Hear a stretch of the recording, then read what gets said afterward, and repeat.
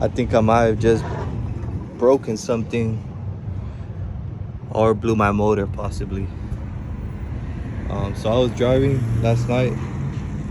We were coming back from getting a smog. We got it registered and all that, finally legal to drive, and this shit bogged out on me. So we were driving and I noticed I stepped on it. I gave it some gas and it didn't want to move much. It moved like zero. So I kind of gunned it just a little bit and it jerked forward. I was like, all right, cool. And then after that, it just stopped. It was like almost like if it was in neutral. It didn't want to go anymore. So, you know, I was thinking maybe at that point I immediately just turned it off because I don't want to damage anything. I started hearing like some sounds and no knocking though.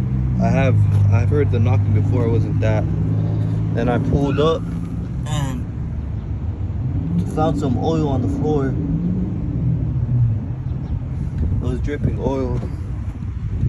It's weird because oil's low, but it's still good. So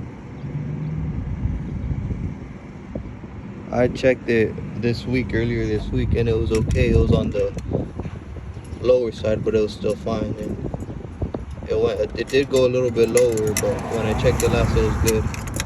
So I don't know if it spat out a little bit from the bottom somewhere, but yeah, let's see what it is.